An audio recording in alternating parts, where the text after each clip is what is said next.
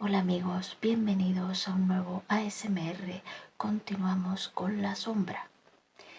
Eh, la obsesión. Yo no sé en qué fundaba mis sospechas. Yo sé que las tenía. Entraron en mí como entran las ideas innatas. Mejor dicho, estaban en mí. Según creo desde el nacer, qué sé yo, desde el principio, desde más allá. Yo no sé qué espíritu diabólico es el que viene a decirnos ciertas cosas al oído cuando estamos entregados a la meditación. Yo no sé quién forja esos raciocinios que entran en nuestro cerebro ya hechos, firmes, exactos, con su lógica infernal y su evidencia terrible. Un día entraba yo, escuché usted bien, entraba yo en mi casa dominado por estos pensamientos. Cuando me acerqué a la habitación de Elena, creí sentir una voz de hombre que hablaba muy quedo allí dentro. La voz cayó de pronto. Advertían mi llegada. Después me pareció sentir pasos precipitados como quien huye, procurando hacer el menor ruido posible. No puedo dar idea del repentino furor que se me apoderó de mí.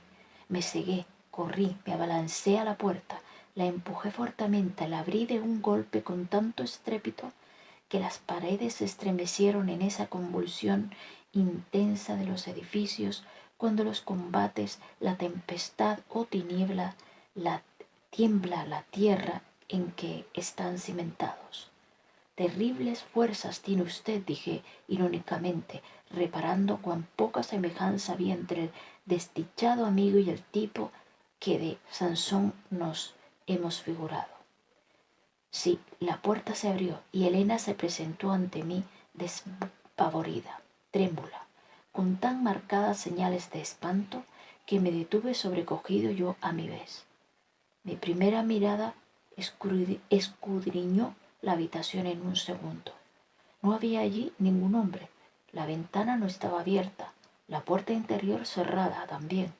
Era imposible que en el instante que medio entré entre el ruido de la voz y mi entrada pudieran ser echadas las llaves y cerrojos, no habiendo tiempo material tampoco de que una persona saliese por la puerta o saltara por la ventana. Registré todo, no vi nada, pero yo había oído aquella voz, estaba seguro de ello, y no era fácil que me convencieran de lo contrario, ni la evidencia de no encontrar allí hombre alguno, ni las ardientes protestas de Elena, que en su dolor halló palabras bastante fuertes para increparme y me llamó visionario y loco. Juróme que estaba solo, que al entrar yo de aquella manera creyó morirse de miedo y que no podía explicarse mi conducta sino por una completa alteración de mis facultades intelectuales. Qué extrañas ideas, dije yo considerando cuál debía de ser el terror de aquella infeliz al ver entrar repentinamente a su marido, furioso y extraviado, asegurando que había oído la voz de un hombre dentro de la habitación.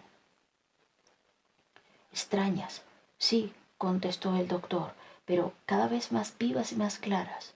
Yo no podía desechar mi idea. La impresión que en mi oído había hecho la voz era tal que aún me dura.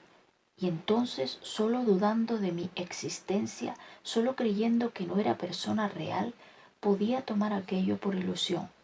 No lo era ciertamente, y mucho más me confirmé en ello cuando a la noche siguiente, pobre mujer, qué noche sin duda volvió usted a hacer la noche siguiente otra atrocidades por el estilo. Sí, continuó, a la noche siguiente presencié un fenómeno que ya me quitó la esperanza de ver claro en aquel asunto. Lo que me pasó, amigo, excede ya los límites de lo natural, y aún hoy es para mí la confusión de las confusiones. Entré en mi casa y vagué largo rato solo y abstraído por aquel salón, donde todo me causaba pesadumbre y hastío. Pasé por aquella sala que, he descrito, donde se hallaba el cuadro de Paris y Elena, y me helé de asombro al ver. Es el fenómeno más estupendo que puede concebirse. La figura de Paris no estaba en el lienzo. Creí equivocarme. Me acerqué, toqué la tela, encendí muchas luces, miré, remiré. La figura de Paris, ay, había desaparecido. Estaba sola Elena y la expresión de su cara había cambiado por completo, siendo triste y desconsolada, la que antes aparecía satisfecha y feliz. Qué infernal pintura era aquella, en que una figura se evapora, se borra, se iba como si tuviera cuerpo y vida. No podía yo dejar de contemplar el maldito cuadro y decía, pero ¿dónde está este diablo de hombre? Sí, ¿dónde está este diablo de hombre? Pregunté a mi vez, sorprendido de que la alucinación del doctor llegara a tal extremo. ¿Dónde estaba ese diablo de hombre? ¿Dónde estaba? Atraído por una fuerza irresistible, por mis pensamientos, por mis celos, corrí al cuarto de mi esposa. Al acercarme, sentí la misma voz que la noche anterior, los mismos pasos. No puedo describir mi furor. ¿Era cierto lo de anoche? Pensé, y me arrojé hacia la puerta. «Oh, han cerrado», exclamé, y golpeándola fuertemente, mejor dicho, arrojando sobre ella todo el peso de mi cuerpo, la abrí rompiéndola. Al entrar vi que la ventana que da al jardín estaba abierta y que una sombra, un bulto, un hombre saltaba por ella. Esto fue tan rápido que apenas lo vi. No vi más que su cabeza en el momento de desaparecer, sus manos en el instante de desasirse del antepecho. Corrí, me asomó y no vi nada. La noche era oscurísima. Solo creí sentir el golpe de un cuerpo que cae. Elena me miraba atónita, con un pavor indescriptible. Perdió el sentido y esta vez no pudo decirme que era visionario y loco, porque le faltó el habla y cayó a mis pies como una muerta. Mi afán era perseguir a aquel hombre hasta encontrarle, hasta matarlo. Bajé precipitadamente al jardín y le recorrí con ansiedad imposible de describir. Las tapias eran muy altas y por diestro y ágil que fuera un hombre, no podía saltarlas en el breve espacio de tiempo que yo tardé en bajar. Registré todo. En el jardín no había nadie, pero éste se comunicaba con un patio solitario de elevadísimas paredes. Fui allá y apenas había dado algunos pasos cuando vi una sombra que se deslizaba cautelosamente por entre los montones de piedras que allí había para construir uno de los pabellones del palacio. Me puse en acecho a ver si efectivamente era un hombre o una imagen de esas que crean, confabulándose la noche y la imaginación. Era un hombre. Lo vi andar agachándome para no ser descubierto, y no sé por qué me parecía que, a pesar de la oscuridad de la noche, distinguía en su rostro las facciones de aquella figura pintada, cuya desaparición del cuadro me daba tanta inquietud y confusión. La sombra, el hombre o lo que fuera, se acercó muy despacio y siempre recatándose a un pozo sin brocal que allí había, de esos que abren los albañiles durante una construcción para tener el agua más a mano. Con asombro mío se introdujo en el pozo lentamente. Vi su cuerpo bajar poco a poco y desaparecer. Después no vi más que el busto, después la cabeza tan solo, por fin una mano que permaneció agarrada al borde. Estuvo un rato indeciso y mirando atentamente aquello. Un momento después sacó con lentitud y cautela la cabeza como para ver si yo lo observaba y enseguida la escondió repentinamente. La mano desapareció al fin. Acer- Acerquéme entonces y vino a mi imaginación una venganza terrible, como si mi cuerpo obedeciera todo a mi desenfrenada pasión. Sentí duplicarse mis fuerzas y adquirí un vigor extraordinario. Cogí la piedra más grande que podía levantar, la alcé con ambas manos a la altura de mi cabeza, me puse un salto a la orilla del pozo y la arrojé dentro, impeliéndola vigorosa, porque me parecía que su propio peso no bastaba. Cogí después otra mayor con la misma furia y la arrojé también, no deteniéndome hasta asir la tercera, porque el furor me redoblaba las fuerzas. En 10 minutos arrojé dentro más de 50 piedras. Esto no me parecía bastante. Empuñé una pala que allí cerca había y eché tierra por espacio de media hora. Volví a arrojar piedras y 2 horas después de un trabajo incesante, el pozo había desaparecido y el piso quedó perfectamente nivelado. Aún me pareció poco y me senté sobre mi obra exaltado, trémulo de fatiga, permaneciendo allí toda la noche como centinela de mi victoria, convertido en cenotafio de aquella tumba para verla y cubrirla. A veces parecíame que un titán levantaba desde abajo todas las piedras de toda la tierra que yo arrojé. Hubiera querido ser estatua y ser de plomo para pesar sobre mi víctima eternamente. La aurora vino a dar alguna luz a mi entendimiento. ¿Qué he hecho, Dios mío?, dije repitiéndome y buscando en los recursos ordinarios de la lógica la solución de aquel enigma. ¿Era realmente un hombre o no? Es preciso confesar, amigo, dije sin poderme contener, que si era hombre, fue usted un bárbaro y si era sombra, fue usted un necio. No se me juzgue sin conocer el resto, continuó. Cuando subí, mi primera diligencia fue mirar de nuevo el cuadro de París. La figura del hombre estaba en su sitio, pero no pude contener un estremecimiento de terror y frío glaciar cuando el rostro pintado del troyano se volvió hacia mí, me miró y se rió el maldito con expresión tal de burla que se me erizaron los cabellos. Eso sí que es particular, dije yo, y excede en rareza a todo lo anterior.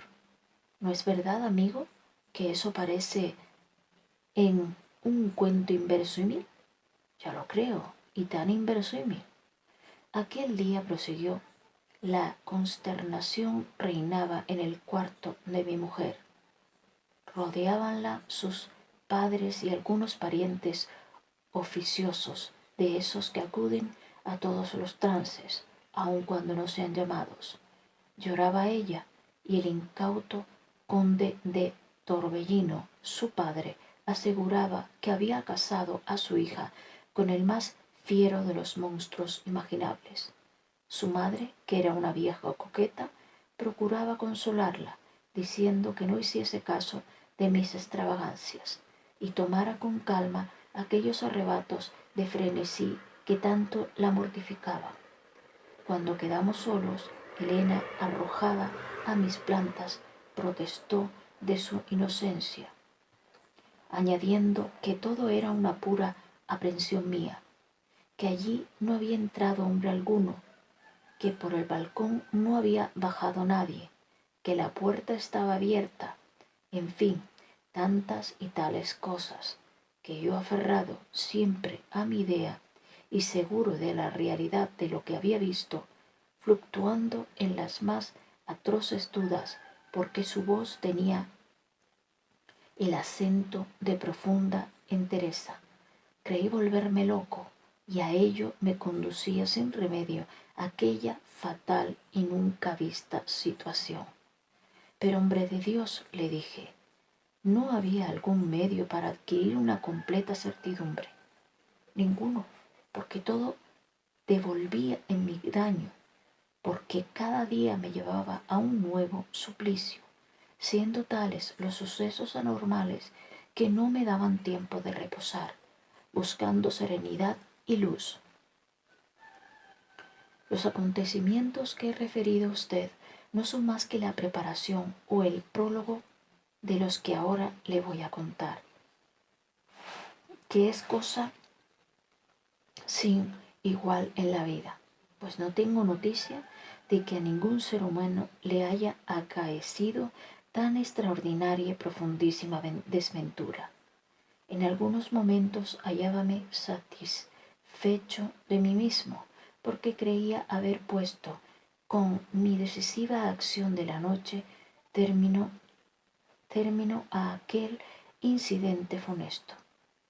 Dábalo todo por concluido, y cuando tal pensaba, ni la idea de haber cometido un gran crimen bastaba a calmar el gozo por tal consideración sentía.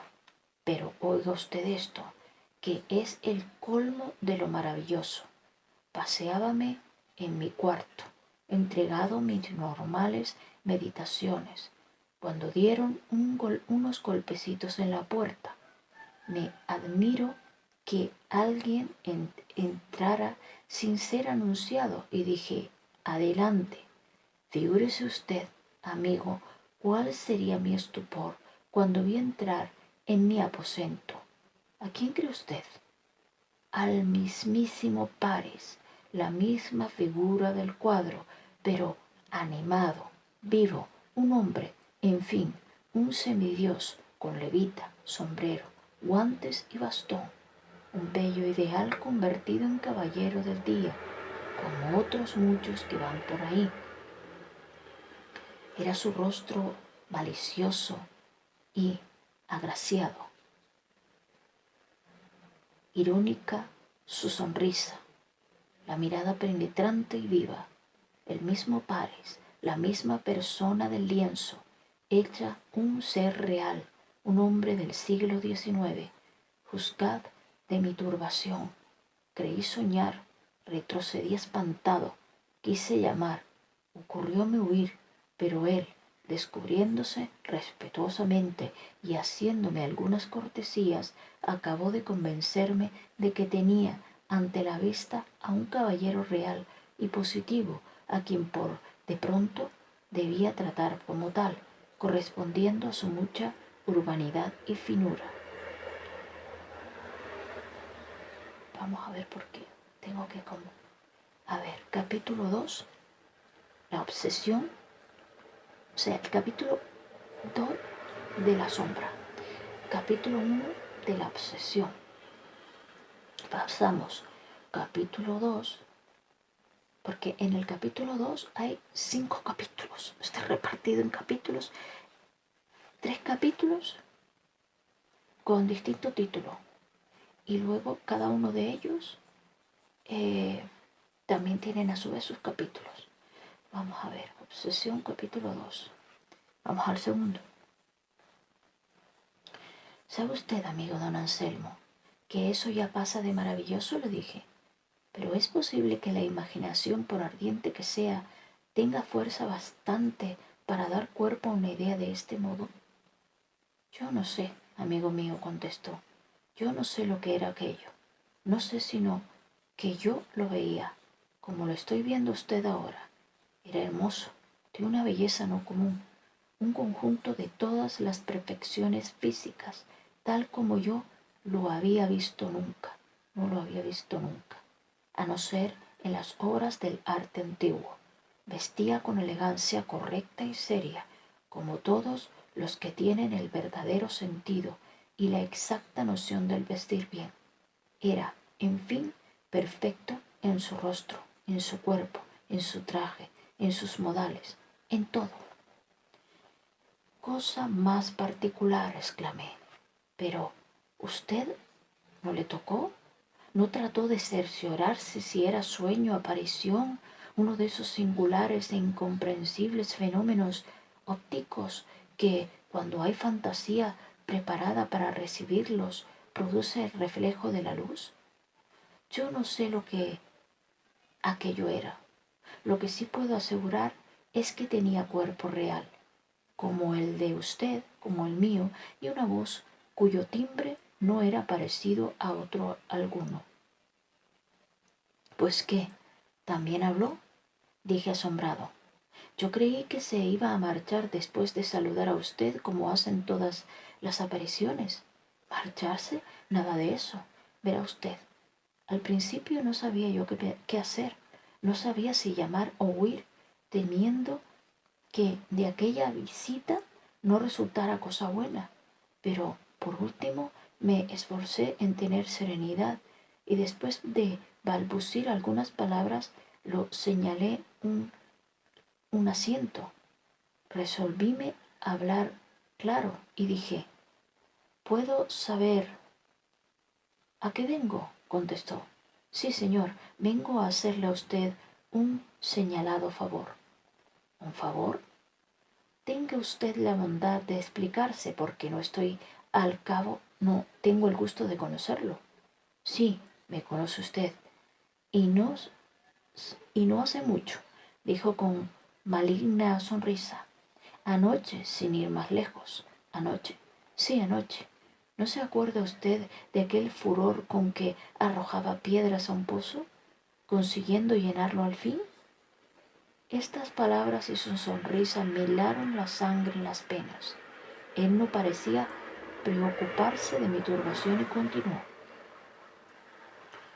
Precisamente venía a hablar con usted y a decirle que son inútiles todas esas armas que ha tratado de emplear contra mí. Ha de saber usted, caballero, que yo soy inmortal. No puedo pintar a usted la turbación que en mí produjo esta palabra, inmortal. Pero este hombre es el demonio, me dije yo para mí, y no podía hablar palabra porque se me había hecho un nudo en la garganta. Sí, señor inmortal, repitió con desenfado. ¿Y quién es usted? Pregunté haciendo un esfuerzo. Yo soy Pares. Pares. Yo creí que eso era cosa de mitología o historia heroica. Así es, efectivamente. Pero ahora no hagamos una disertación sobre mi nombre y origen. Yo tengo prisa y no puedo detenerme aquí mucho tiempo. El objeto de mi visita es decir a usted que se cansa en vano persiguiéndome. A mí no se me mata con puñales ni pistolas, ni enterrándome vivo. Resígnese usted, oh don Anselmo, todo es inútil, no hay más remedio que bajar la cabeza y callar. Alguien allá arriba ha dispuesto las cosas de este modo. Caballero, dije en el colmo de la ansiedad y procurando dominar tan singular situación, advierto a usted que no puedo tolerar burlas de esa clase. Tenga usted la bondad de salir. Poco a poco, señor mío. Usted tiene mal genio. Usted es insoportable. Así ha inspirado tanto horror a la pobre Elena. ¿Cómo se atreve usted a nombrarla? ¿Por qué no? Si ella me ama, exclamó sonriendo. Monstruo, grité levantándome con furia y amenazándole. Calla, oh, sí, no, aquí mismo. Cuidado, dije a mi vez haciéndome un poco atrás, al ver que don Anselmo, contando aquel pasaje, se levantó dirigiéndose a mí con los puños cerrados, como si yo fuera la infernal aparición que tanto le había atormentado. Recordando aquello, prosiguió más sereno el doctor. Me exaspero de tal modo que no me puedo contener. Cuando yo le amenacé, él se quedó tan frío como si tal cosa. Se sonrió y me miró con esa aparición desdeñosa y un tanto burlona que inspiran los hechos y palabras de locos. Su serenidad me desesperaba más, su sonrisa me mataba. No sé qué hubiera dado por poder estrangularle. Después, como si mi cólera tuviera tanto valor como las rabietas de un niño, Pares continuó. Ella me ama, nos amamos, nos presentimos, nos acercamos como ley fatal. Usted me pregunta quién soy. Voy a ver si puedo hacérselo comprender. Yo soy lo que usted teme, lo que usted piensa. Esta idea fija que tiene usted en el entendimiento soy yo, pero existo desde el principio del mundo. Mi edad es la del género humano y he recorrido todos los países del mundo donde los hombres han instituido una sociedad, una familia, una tribu. En alguna parte me han llamado demonio de la felicidad conyugal, pero yo he despreciado siempre este apodo y otros parecidos. Me he resultado a no llevar nombre fijo. Así es que me llamo Paris, Egipto, Norris, Paolo, Buckingham, Beltrán, de la Cueva, etc., según la tierra que piso y las personas con quienes trato. En cuanto a mi influencia en los altos destinos de la humanidad, diré que he encontrado guerras atroces, dando ocasión a los mayores desastres públicos y domésticos. En todas las regiones hay un decrédito contra mí, sobre todo en la vuestra, que me consagra entero, el último de los mandamientos. Los moralistas se han atrevido a desafiarme. Los filósofos han tenido el mal gusto de publicar unos libelos impertinentes contra mi humilde persona, permitiéndose algunos hasta la tentativa de emplear medios para extirparme de raíz, extirparme de raíz, imbéciles, como si yo fuera un callo o un absceso. Han pretendido acabar conmigo, como si yo pudiera aparecer, como si la inmortalidad estuviera sujeta a la acción de los agentes mortíferos de que dispone. Así es que, por decoro y amor propio, me veo en la precisión de continuar desempeñando mi papel de plaga con toda la diligencia y recursos de que mi doble naturaleza es capaz. Aquí me ve usted siempre activo, siempre eficaz. Los grandes centros de población son mi residencia preferida, porque ha de saber usted que los campos, las aldeas, los villorrios me son antipáticos y solo de tiempo en tiempo me tomo la molestia de visitarlos por pura curiosidad. En las capitales es donde me gusta vivir. Oh, siempre he amado estos sitios, donde la comodidad, la refinada cultura y la elegante holgazanería me ofrecen sus invencibles armas y eficacísimos medios. La esplendidez y la voluptuosidad me gustan. Son tan sibarita como mi antigua amiga Semiramis, a quien di la inmortalidad. ¿Cree usted, amigo, que Babilonia valía más que estas poblaciones de que están ustedes tan envanecidos? Sí valían más. En cuanto a vestidos, prefiero los ligeros sedales de los antiguos tiempos. Me molesta el tener que doblegarme a las exigencias del pudor moderno, entre maligno a quien no he podido sobornar sino a medias en punto a trajes. Por lo demás, no me va mal. Los moralistas me vituperan y los filosofastros me tratan como si fuera un mal sofista, pero me importa poco. Los que no son suficientemente tontos ni han perdido todo el exceso necesario para ser filósofos me aplauden, me miman, me señalan cuando me ven. Las mujeres son mis más sinceras amigas, aunque algunas me tratan con cierta desconfianza, producida por más bien por las calumnias de los sabios que por mi propio carácter. Otras se muestran un tanto benignas conmigo y algunas me hablan de sus maridos en un estilo que me hace reír. Esa es mi literatura. Por otra parte, yo no soy ambicioso.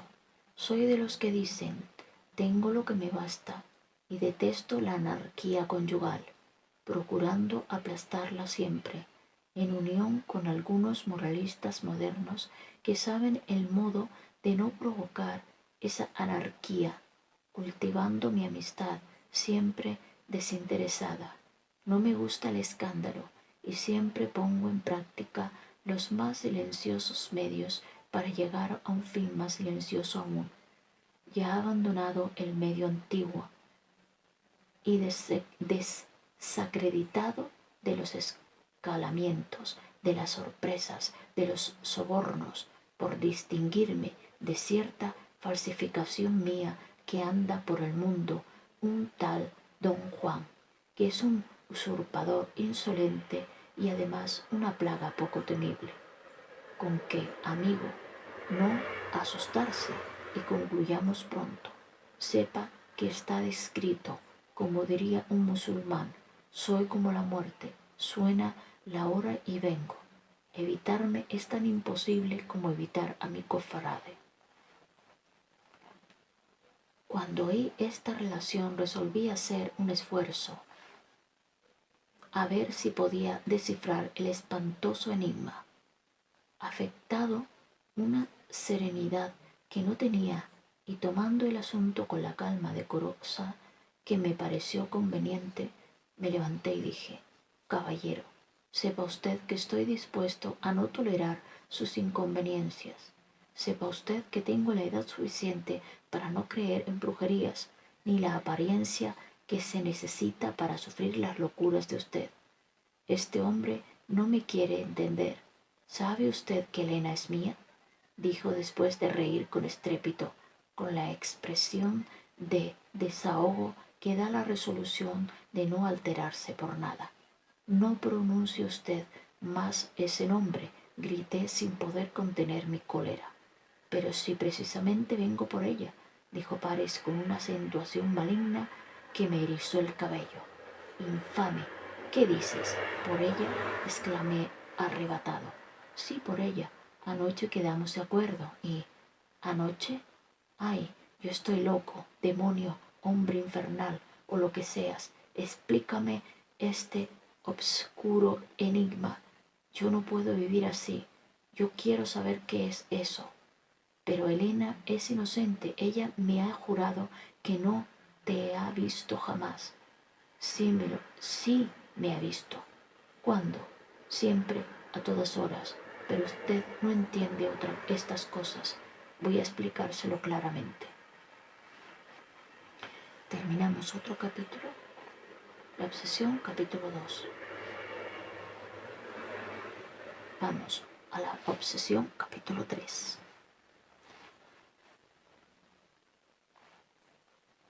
A ver. Descansó mi don Anselmo un rato, porque la relación anterior, con sus diálogos entrecortados, le había fatigado mucho. Cuando reposó un momento, procurando calmar la agitación que le devoraba, siguió el relato del modo siguiente. La sombra, el demonio, el semidios, la pintura o lo que fuera, me miró un rato con aquella sonrisa maliciosa que tan bien ejecutada el artista en el cuadro donde anteriormente estaba y después me dijo, ella me ha visto, sí, me ve en todas partes. Cuando pronunció aquel sí copulativo, que tan envanecido tiene a su esposo, me dio en el altar, en las luces, en el blanco ropaje de su vestido, en los negros paños del frac de usted, donde desde entonces me encuentra en todas partes, en todos los reflejos halla la luz de mis miradas, en todos los ecos oye mi voz, en su propia sombra ve la mía. Abre su libro de oraciones y las letras se mueven para formar mi nombre. Habla con Dios y sin querer me habla. Cree escuchar el ruido del aire, el sonido profundo y perenne de la naturaleza y escucha mis palabras. Está despierta y me espera, está sola y me recuerda, duerme y me invoca. Su imaginación vuela agitada en busca mía, sin reposar nunca.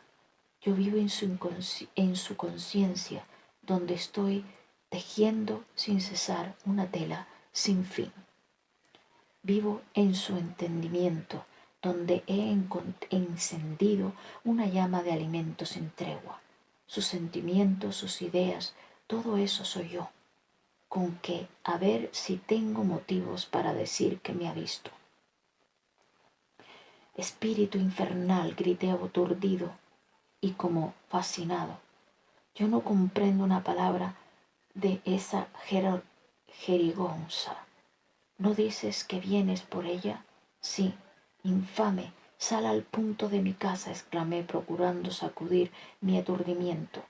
No me iré sin ella.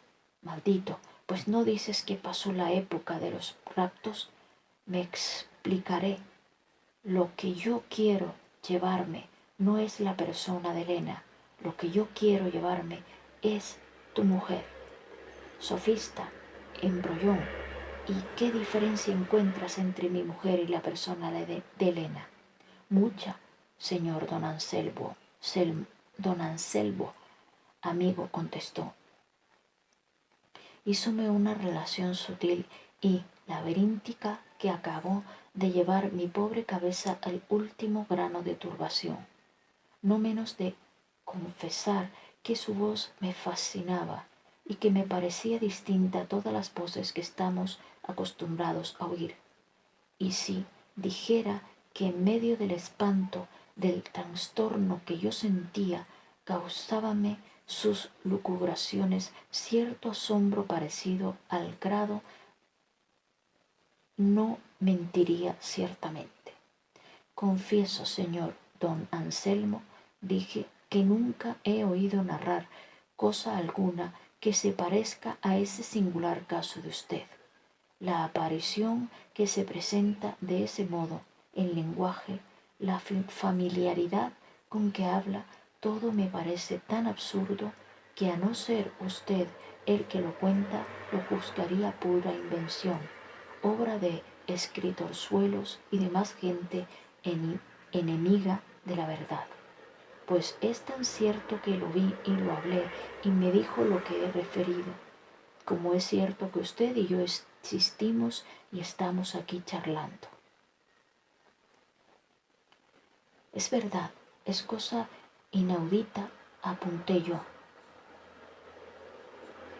que la imaginación sin ninguna influencia externa puede dar vida y cuerpo a seres como ese diablo de París que a usted se le presentó tan deshonra. Es indudable que ese caballero no era otra cosa que la personificación de una idea, de aquella idea constante.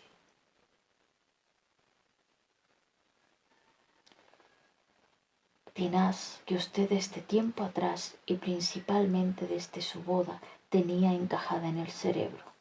Lo que no puedo explicarme es cómo adquirió existencia material y corpórea esa idea. Ni sé a qué clase de generaciones espontáneas se debió ese fenómeno sin precedente en la historia de las alucinaciones, pero siga contando a ver en qué para eso.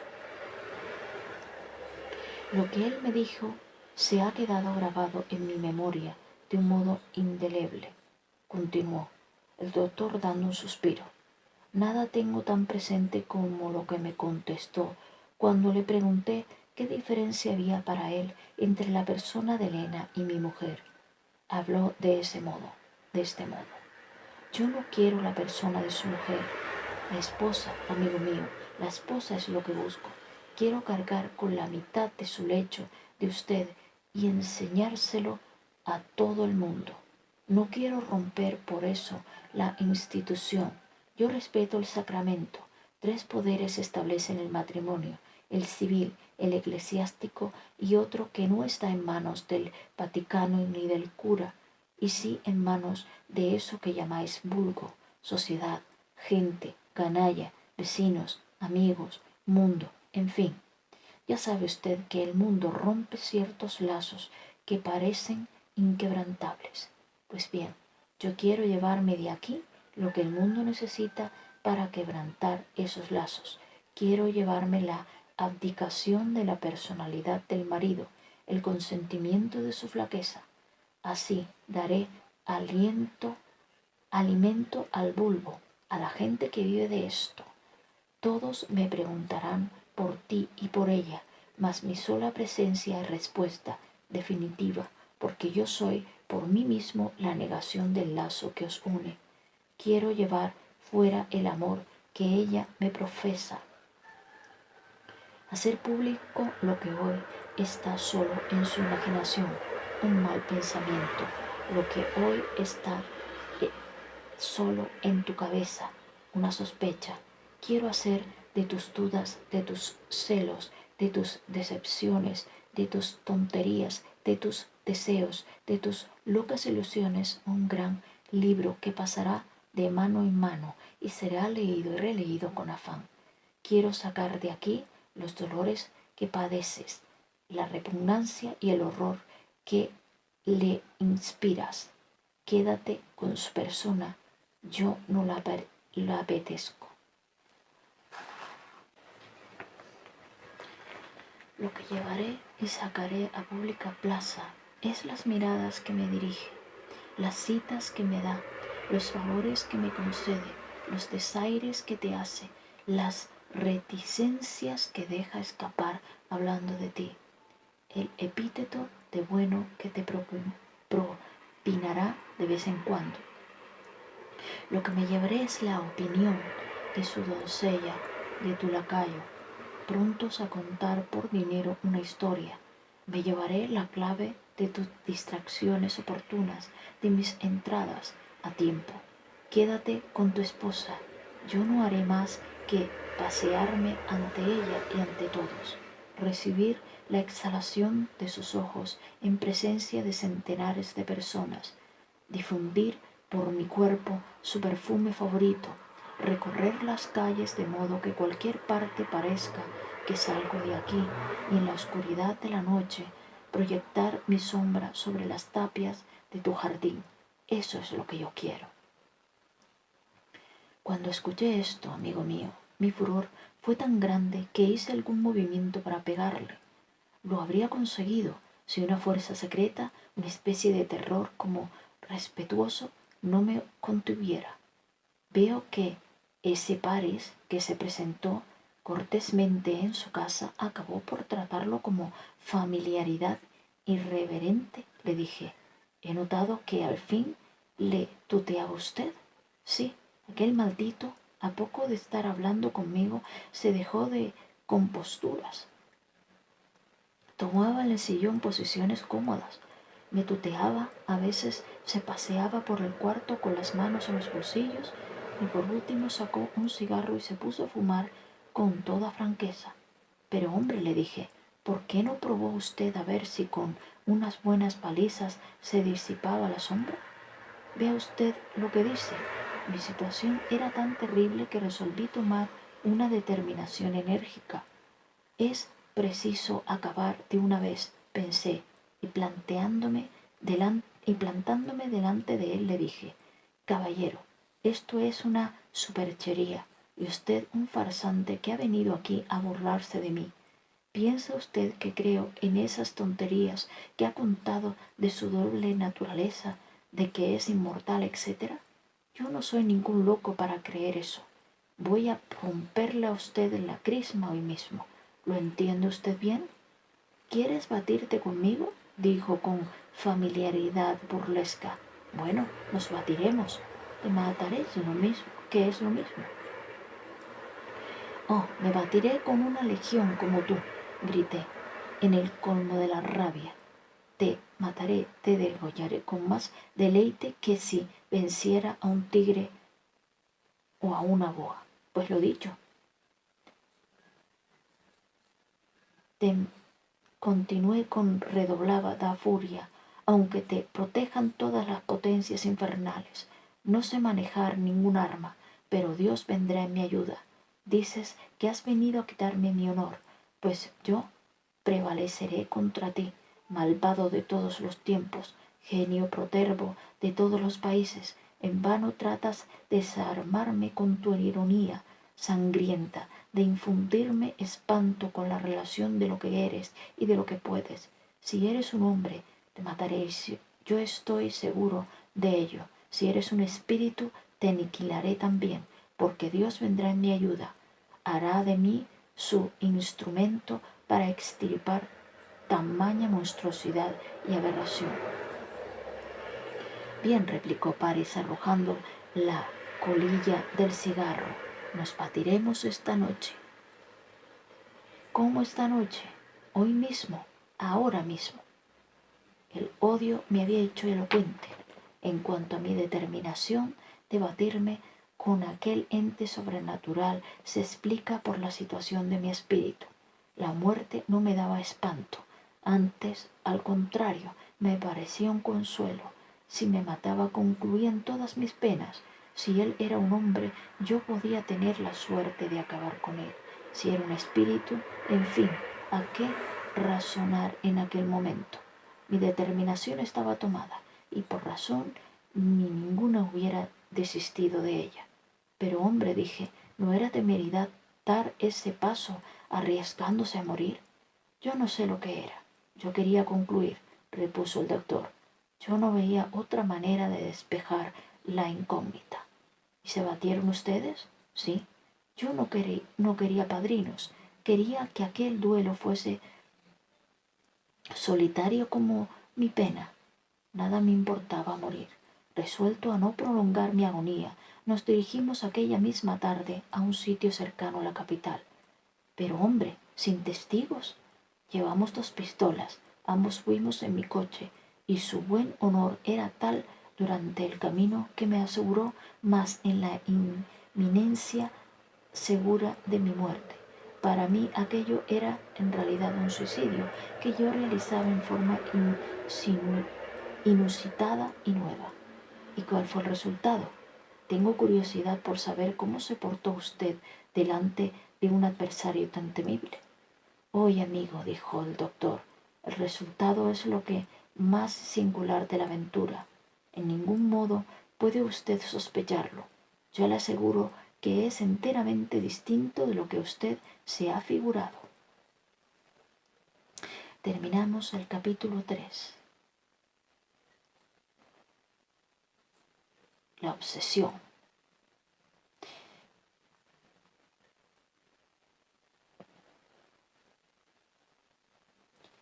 Confieso que la narración del doctor Anselmo me iba interesando un poco. Por pura curiosidad se entiende, pues no podía ver en ella realidad ni verosimilitud. Había sin embargo una pequeña dosis de sentido en el fondo de todo aquello, desatinos, porque la figura de Paris, entre ente de imaginación a quien había dado aparente existencia la gran fantasía de mi amigo, podía pasar muy bien como la personificación de uno de los vicios capitales de la sociedad. Si el doctor inventó aquello, fuerza es confesar que no carecía de algún intríngulis su invención.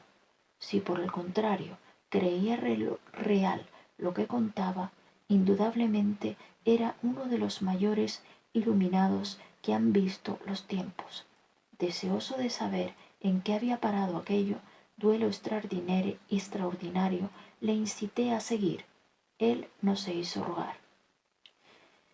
Paris y yo nos dirigimos en mi coche al sitio que habíamos elegido. Por el camino hablamos poco, aunque él procuraba entablar conversación, incitándome con dichos ingeniosos y agudezas que no quiero recordar. Yo no pensaba más que en la muerte, que creía cercana, inspirándome más regocijo que pena.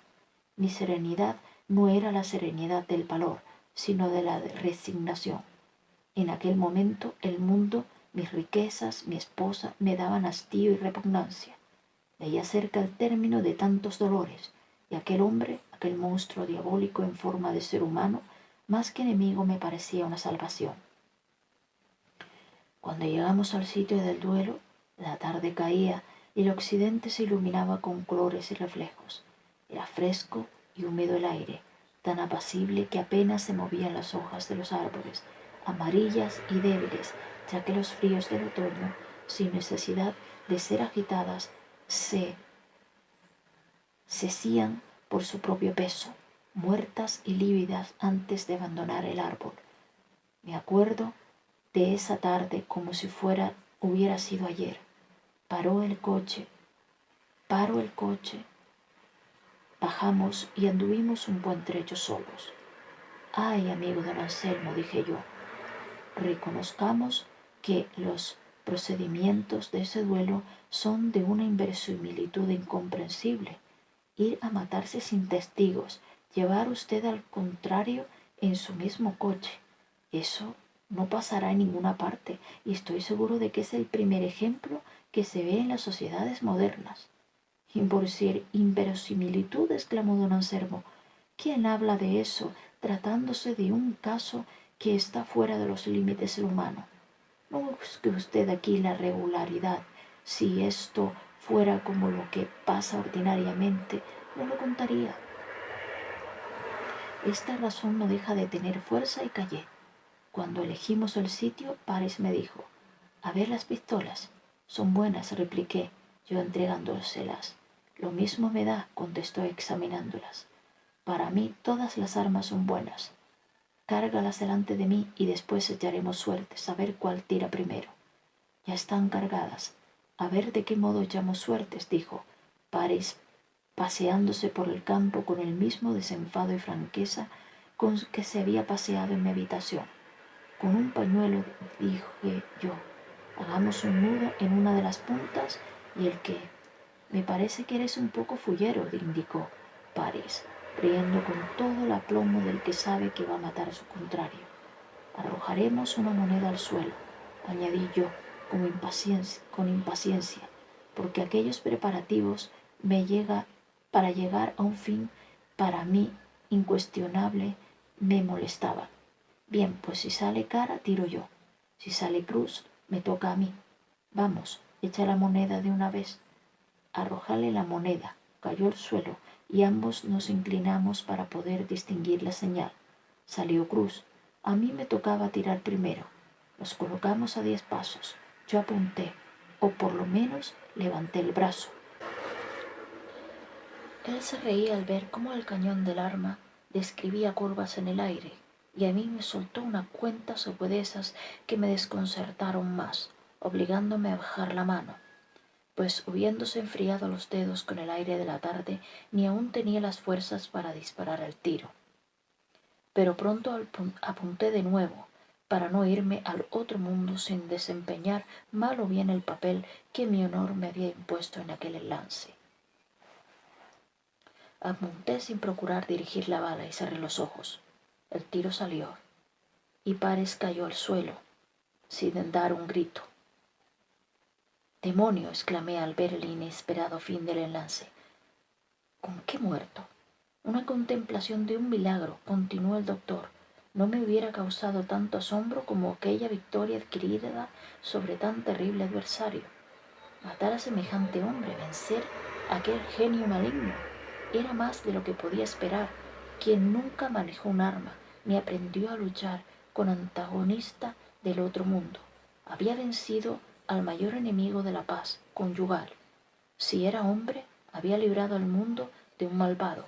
Si era la personificación de un vicio, una plaga humana, una calamidad social encarnada en arrogante cuerpo, había yo quitado a la sociedad la mitad de sus escándalos.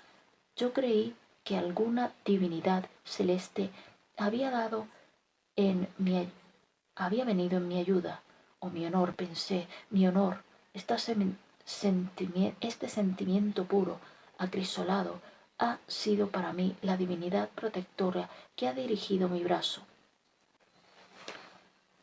La mirada de Paris no era de tristeza ni de dolor. El singular estado de mi cabeza no hacía ver en sus labios una sonrisa burlona, pero a pesar de esto su rostro estaba lívido y su cuerpo desmayado y flojo. ¿Creéis que al verlo así me dio lástima y hubo un momento en que me aplacó mi odio? Somos hombres al fin. Además, al tocarle, al cerciorarme por mis propios sentidos de que era cuerpo humano, desapareció de mi pensamiento la creencia de que fuese una sombra, un ente de razón.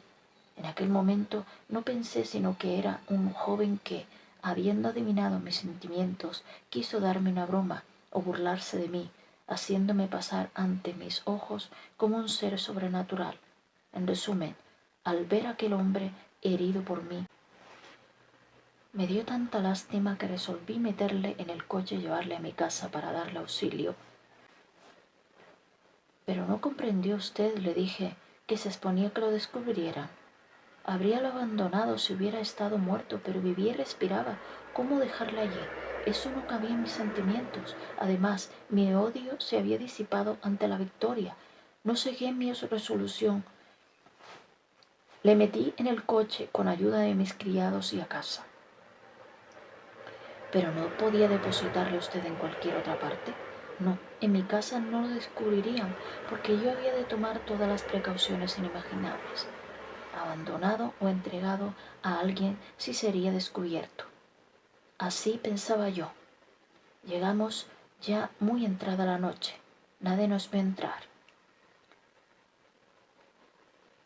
Mucha sorpresa me causó el que, lejos de estar más extenuado, más débil, más cercano a la muerte por si la herida profundísima, parecía más animado. Y me dijo estas palabras que no puedo recordar sin espanto. Majadero, soy inmortal.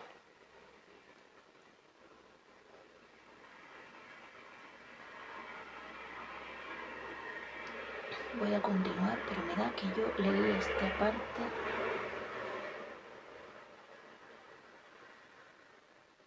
Es la impresión que me da.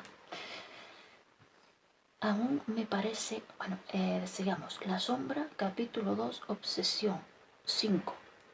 Aún me parece que le estoy mirando y que le estoy oyendo, continuó el doctor un poco abstraído.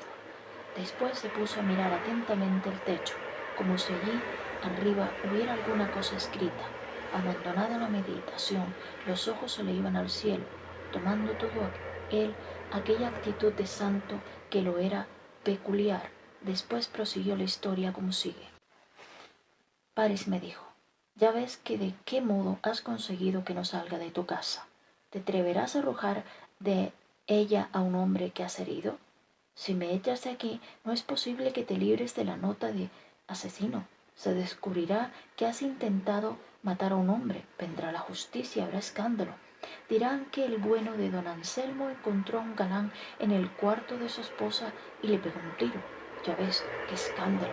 Si quieres que me marche, me marcharé, pero bien te dije que al salir de esta casa me llevaría tu honor. Necio, ¿en vano quieres prevalecer contra mí?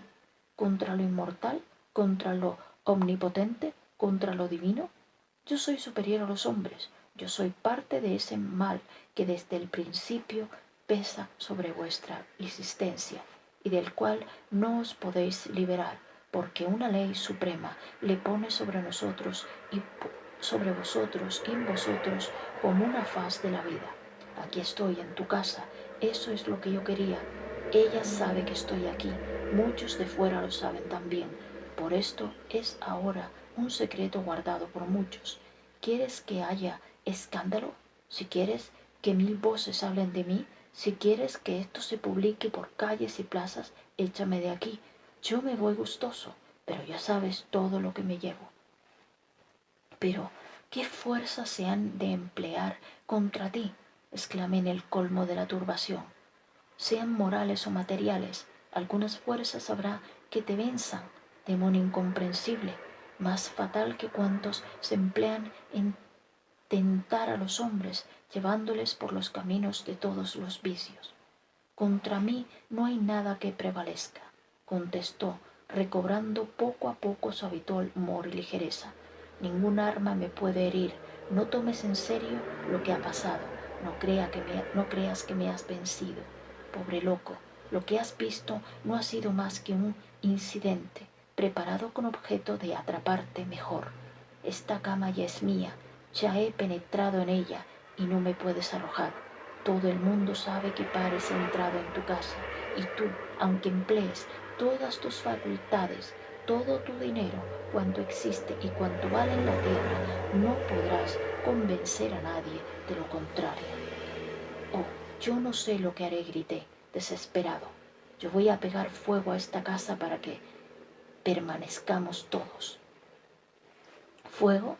Dijo él, riendo diabólicamente, incorporándose en el lecho. ¿Fuego? Si ese es mi elemento, yo vivo en él. Fuego es mi sangre, mi aliento, mi mirada, mi palabra. Quemo, devoro, aniquilo. No pongas a mi poder esos elementos penales que a un signo mío obedecen sumisos. Yo digo al aire, agita tus cabellos, llega a su oído ecos que la sumerjan en esas meditaciones vagas de cuya confusión sale luminoso, inexorable el primer mal pensamiento. El aire me obedece. Yo digo el agua, ve y acaricia con irritante frialdad o color suave su cuerpo, que en las ondas del baño se abandona indolente. Infunde en ese cuerpo la languidez y altera la serenidad de su cabeza, produciendo el mareo voluptuoso que engaña la conciencia y hace accesible la fortaleza del recato. Y el agua me obedece. Yo digo el fuego corre por sus venas, enardece su corazón y haz brotar en su pensamiento esa chispa incendiaria que es la abdicación postrera de la voluntad. Y el fuego me obedece. Yo digo a la luz, refleja en el esposo las hermosas líneas de su rostro y lleva de su espejo a sus ojos la imagen del cuello, del labio, la cabellera, del talle, para que aumente su amor propio, baluarte formidable que me defiende. Y la luz me obedece aún más. Yo soy ese aire murmurador, esa agua voluptuosa, ese fuego que inflama, esa luz que adula. Ciego, ¿me estás viendo? ¿Crees que estoy aquí? No, yo estoy allá, junto a ella. Yo no la abandono nunca, porque soy su idea, su mal pensamiento, su mal deseo. Yo no me separo de ella jamás. En vano tratas de perseguir ese mal pensamiento, ese anhelo, cuando por lo singular fenómeno se te presenta en forma humana. Torpe, ¿no comprendes que yo no puedo ser enterrado bajo un montón de piedras? Calla, por piedad, monstruo, exclamé angustiado. ¿Qué delito he cometido para tan gran tormento? Porque esto es castigo, sí, de algún crimen ignorado. Yo que soy la probidad, el pundonor, la lealtad, la sobriedad. ¿Por qué he merecido esta tortura, que produce un trastorno en todas mis facultades y acabará por volverme loco? Tú tienes la culpa, dijo Paris con serenidad, sin dar ya señales de postración, y como si un médico sobrenatural hubiera sanado por encanto su herida. Tú tienes la culpa, tú que me has llamado, me has traído, que me evocaste con la fuerza de tu entendimiento y de tu fantasía. Pues yo, con esa misma fuerza, te conjuro para que me dejes en paz. Yo no puedo vivir así, diablo, espíritu, pensamiento, lo que seas. Vete, yo te arrojo de mi cabeza, yo te expulso de mí ya que no has querido darme la muerte, vete, porque esto es 1000 veces peor que morir. Irme no puede ser, contestó mi enemigo, encendiendo un cigarrillo de papel. Ni yo, aunque quisiera, tengo poder para abandonarte. Mientras tú tengas ideas y sensaciones, yo estaré aquí. Renuncia a todo eso y me iré. Resígnate a ser, una vez de hombre inteligente y sensible, una máquina automática, sin ninguna vida espiritual.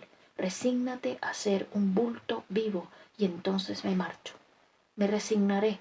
Yo quiero morir o no pensar. Yo quiero ser una bestia y no sentir en mi cabeza esto que llevo desde el nacer para tormento mío. No lo tomes así, tan a pecho, repuso. Estas cosas deben de considerarse con calma. Sé filósofo, ten esa grandiosa serenidad que ha hecho célebres a muchos maridos y no quieras sobreponer un falso pundonor. a ciertas leyes sociales que nadie puede contrariar. No me tormentes más, yo quiero morir. Quiero ser satisfecho a este pensamiento que me ha devorado, consumiéndome todo. Decía yo esto con la mayor sinceridad. Deseaba morir o vivir sin conciencia ni entendimiento. Si esto era vivir sin conciencia y entendimiento, si esto era vivir, había en mí como un delirio, una exaltación tal que nunca después he vuelto a experimentar cosa parecida. Fijaba mi vista en aquel hombre, le tocaba, le veía, tenía todos los fundamentos necesarios para creer en su existencia y aún parecía todo un sueño. ¿A usted no le ha pasado que al sufrir los tormentos de una pesadilla se muestra íntimamente incrédulo ante tantos dolores y dice, esto es sueño, como si una chispa de razón velara todo cuando todas las facultades se nublan, menos la fantasía que lo domina todo a sus anchas? Pues lo mismo yo, en aquel delirio angustioso, decía para mí a veces, esto es un sueño, pero la realidad me desmentía. Hallábame en mi casa, me reconocía despierto como ahora me reconozco vivo, iba y venía, pesaba de una horrible ansiedad y todo lo que me rodeaba era real, las personas las mismas, idénticos los objetos. Salía de mi cuarto a ver si la impresión de cosas externas me daba alguna luz, pero nada lograba. Por fin determiné ausentarme de allí. Cerré el cuarto, dejando dentro al herido, y fui a la habitación de Elena. Cuando entré, mi mujer se sobrecogió de espanto, tembló y después me dijo algunas palabras mal articuladas, porque el terror le embargaba la voz. No sé qué íntimo convencimiento me obligó a mirar todo, a registrar todo agitado, convulso y demente. Después, andando de un lado al otro, registraba con afán, y era tal mi trastorno que hasta debajo de las sillas, dentro de los pasos de su tocador, entre las hojas de los libros, quería encontrar lo que buscaba. Allí no había nada.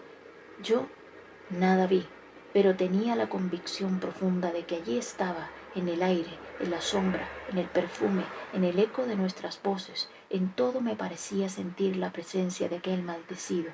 ¿Dónde está? Grité. Aquí hay alguno. ¿Quién? Dijo desesperada. Ese, contesté yo.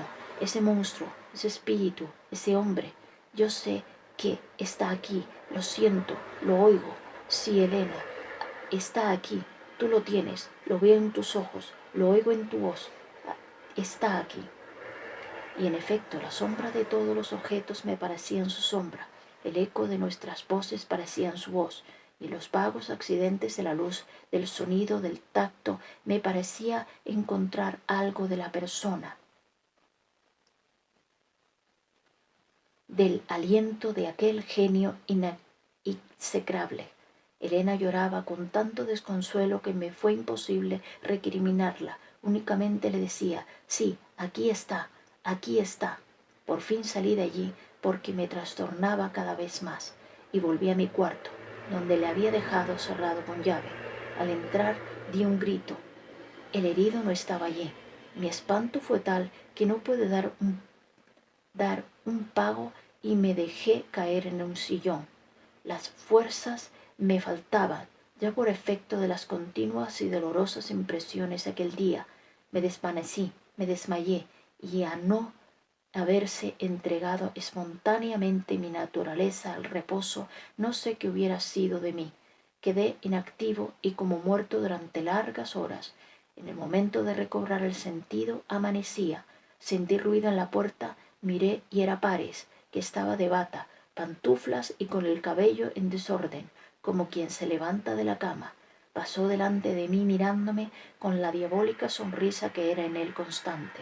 Yo le miré también largo rato y el estupor, cierto marasmo moral que yo sentía impidiéndome dirigirle la palabra en mucho tiempo. Cuando esto, decía el doctor, hallábase también poseído de aquel marasmo moral que refería. Tenía turbios los ojos, lenta la voz, difícil el aliento, estaba fatigado y sin duda el recuerdo de los sucesos referidos le producía muy fuerte emoción. Por eso, y considerando lo que parecía el infeliz al traer a la memoria su insana idea, no me atreví a hacerle las 1000 observaciones que sobre el caso se me ocurrían, reflexiones que hubiera entibiado mucho el entusiasmo y fe con que refería tales locuras. Bueno, termino aquí el capítulo 2, que se divide en 5 capítulos más la obsesión. Terminamos el quinto.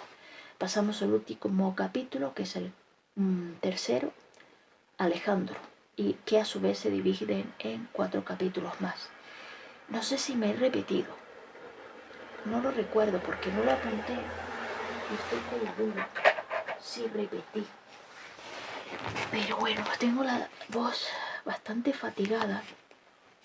Igualmente lo subiré porque sé que por lo menos este último capítulo no lo copié, o sea, no lo repetí. Así que lo doy por concluido aquí, lo apunto y seguiré mañana aquí en otro papel, no sé. A ver si ahora lo apuntaré. Y ya les digo que esto es La sombra de Benito Pérez Galdós en la página wikisource.org. Muchas gracias por estar ahí. Esto se va a dividir en muchos cachos porque tuve que omitir partes. También quería darles las gracias infinitas por los comentarios y las visualizaciones del anterior capítulo que subí. Muchísimas gracias. Son ustedes maravillosos. Se lo voy a intentar contestar en estos días los comentarios y que aunque me cueste, voy a seguir esforzándome por leerles cosas y hacer otros vídeos semejantes como los que hago siempre, porque ustedes se lo merecen, eso y muchísimo más. Muchísimas gracias con todo el cariño del mundo. Un abrazo muy grande y hasta un próximo vídeo.